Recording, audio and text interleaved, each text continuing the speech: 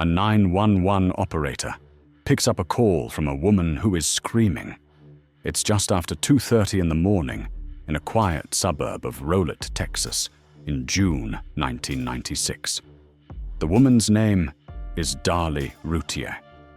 She tells the operator that a man broke into her house, attacked her and her 2 little boys, and then ran off into the night.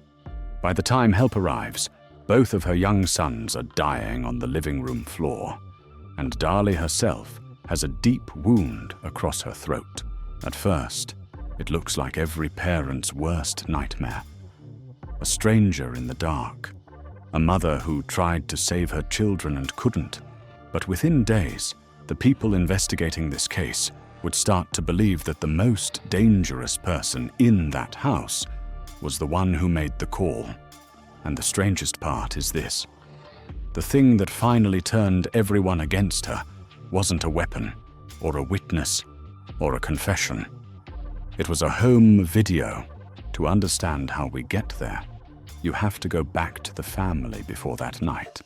Darlie and her husband, Darren, lived in a nice house in Rowlett with their 3 young boys. Devon was 6, Damon was 5. The baby, Drake, was just a few months old. From the outside, they looked like they had it all: the big home, the cars, the boat. But underneath, the family was struggling badly with money, and the prosecution would later argue that this was part of her motive. On the night of June the 6th, Darlie said she had fallen asleep on the downstairs couch with Devon and Damon nearby, and her husband and the baby upstairs. She woke up, she said, to find a man standing over her. There was a struggle. The intruder slashed at her, and then he fled out through the garage. Both of her older boys had been stabbed. Devon was already gone. Damon died soon after. Darlie was rushed to the hospital with serious wounds of her own. At first, she was treated as a victim and a grieving mother. But the detectives walking through that house began noticing things that didn't sit right with them. For one, there was no clear sign of how the intruder had gotten in or out.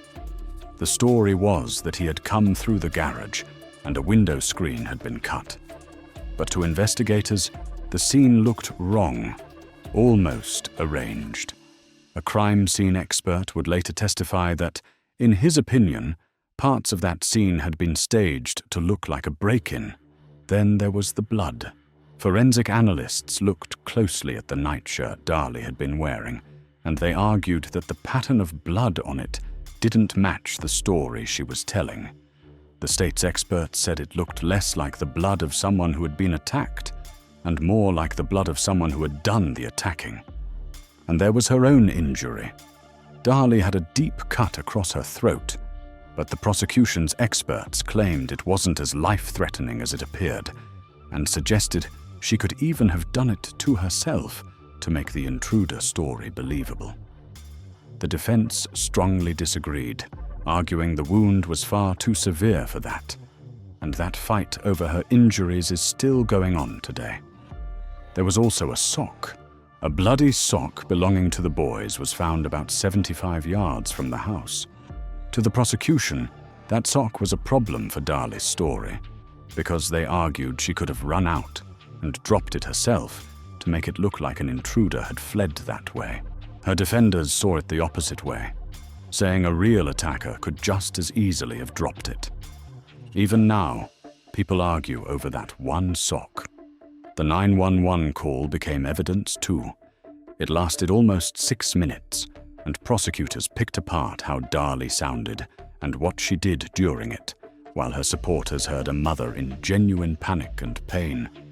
People heard the same recording and came away certain of opposite things, which is the story of this entire case. Even with all of this, the case against Darlie was far from a sure thing.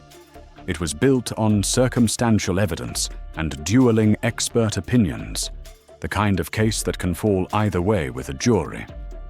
And then came the moment that changed everything. 8 days after her sons were killed, Darlie and her family gathered at the boys' graves. It would have been Devon's 7th birthday. They held a small memorial, And afterward, Darlie did something that would follow her for the rest of her life. She sprayed silly string over the graves, laughing and singing happy birthday, while a news camera filmed the whole thing. When the prosecution got hold of that footage, they knew exactly what they had. In court, they played a short clip of Darlie smiling and spraying string at her dead children's graves. And they told the jury that this was not how a grieving mother behaves. This, they said, was a cold woman who felt nothing for her own kids.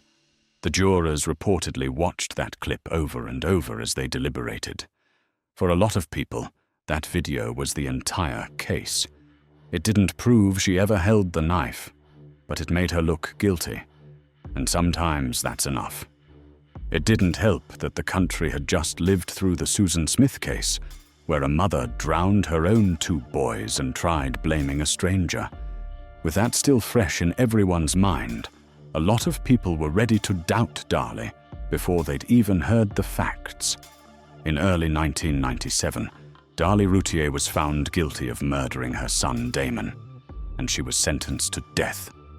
She has been on death row ever since, and through all these years, she has never stopped insisting she is innocent. And here's why this case refuses to die.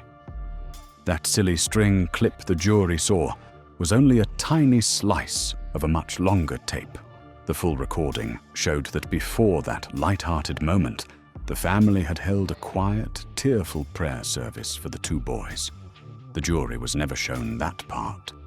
One of the jurors later said in a sworn statement that if he had been shown the whole video, he might never have voted to convict her at all.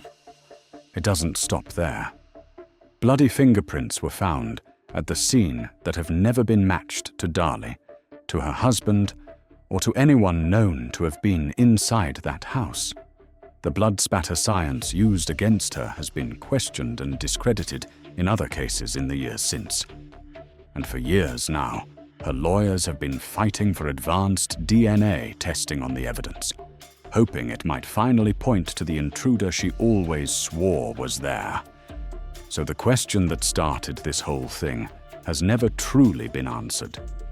Was Darlie Routier a mother who murdered her own children and then acted out a lie for the cameras? Or was she a grieving woman whose worst, most human moment was caught on film and twisted into a reason to send her to death row for something she didn't do? After everything you've just heard, what do you believe really happened in that house? Let me know down in the comments, and don't forget to like and subscribe for more like this.